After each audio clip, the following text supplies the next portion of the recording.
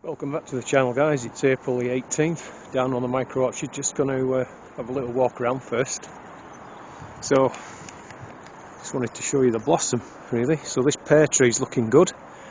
It's quite cool today, so I can't see any pollinators around at the moment, but I'm hoping they have been round it. Time will tell. There's something laid eggs on there, so I'm going to remove that. Not quite sure what they are, but best removed, I think. Anyway, you can see that the apple trees are just starting to come out into blossom, obviously because I've got quite a few different varieties here. Some are in different stages, you know, whereas this one here, for example, still in quite tight bud,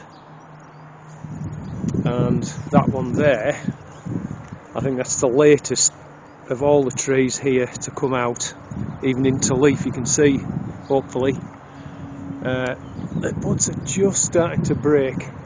It's a cider apple. I think it's Somerset Redstreak, I'm not sure, but it's the last one to come out. The rhubarb's not looking too bad, and this grass seed, this is the last lot of grass seed I sowed, because we've had a bit of rain now. It is just starting to germinate. You probably can't make it out on this camera, but it is just starting to germinate. So the plan is just to get all that lot grassed over. I've planted some hazel in there, so eventually I'm just going to have another hazel hedge along here, and the rhubarb will just have to fend for itself if possible. The comfrey's coming back now after its winter rest, so actually it's growing really vigorously, so it shouldn't be too long before I can take a first cut of that for the compost bin up at home. This lot of grass seed isn't doing too bad. It's a bit patchy, but you know, I put the mesh down to keep the cats off from scratching it. Let's just have a look over. I need to do something now with these. These were the loganberries that I cut back last autumn, so you can see that they're actually vigorously growing again. So I need to I didn't really want to dig them out, so the plan was to actually spray them, but it's been too windy, so I'll have to do something. I might just snap off the new growth just for now, just to slow it down a bit, because I'm going to plant figs along this trellis. I've got 3 figs where those 3 loganberries are. I'm going to replace them with figs, that's the plan. And then over here you can see the asparagus is coming along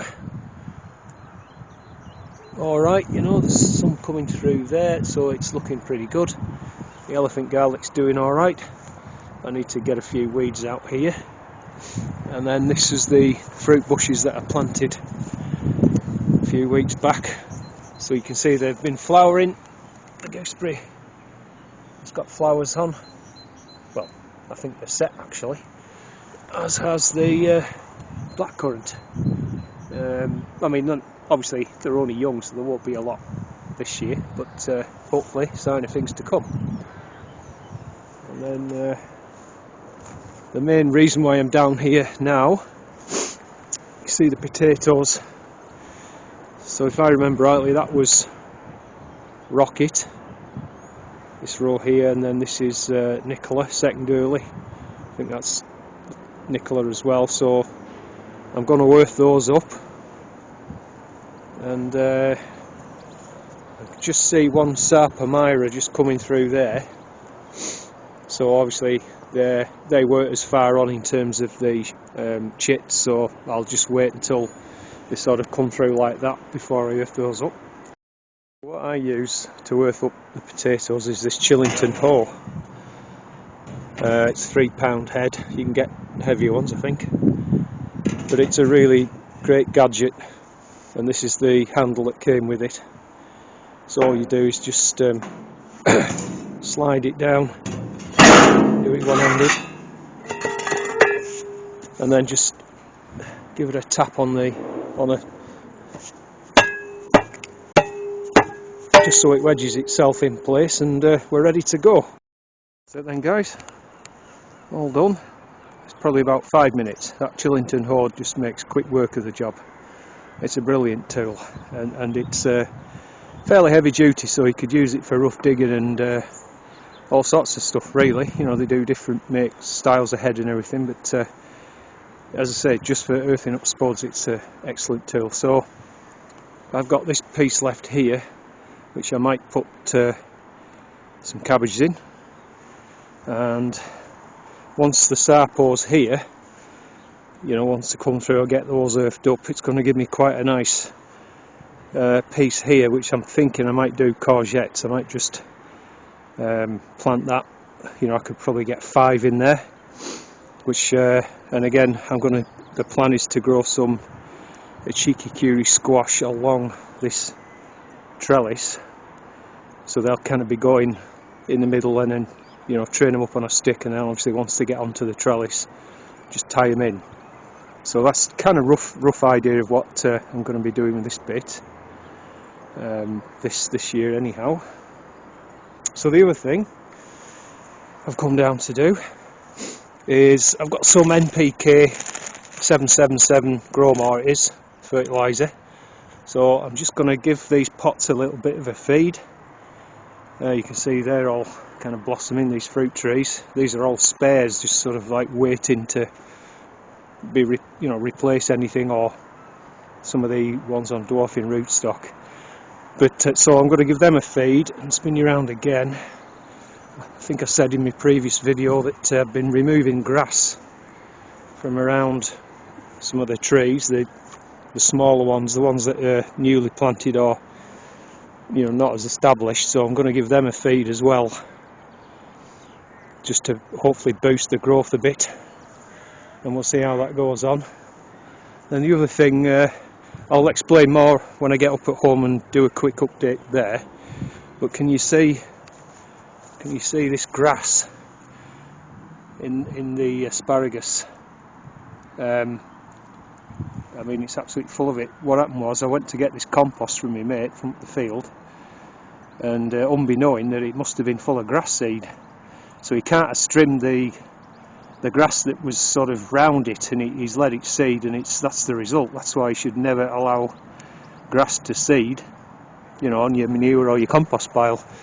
So at some point we've been trying to get it out up at home. We're probably 80% there, got most of it out, but then obviously we'll have to come back down and get this out. So you can see the asparagus is growing back.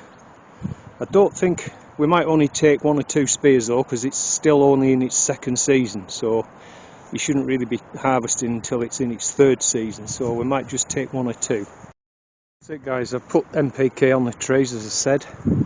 I've pulled the shoots off these loganberries, it's just to slow the growth down till I can get a bit of fine weather when the shoots have grown back a bit, and I'll just very carefully spray them with glyphosate. I don't use that much of it at all nowadays, but sometimes, you know, it's quite handy to use it, but it's minimal, so that's what I'm going to do. And then I'll probably put the fig one there, and then maybe one sort of here, sort of away from any of the root stems of the loganberry, and I'll give them another feed in about a month's time. When I've got this grass out, I'll give those some NPK as well, just to supplement. I'll give them some to the elephant garlic, and of course I'll give the potatoes some in a couple of weeks' time, and then just before just when I first notice the flower buds, I'll give them another feed then, just to boost them up a bit. So that's it for down here now. There's a few spots of rain coming down. I'm going to make my way home, and I'll give you a quick update on the veggie plot up there. Finish with a shot of this blossom, lovely.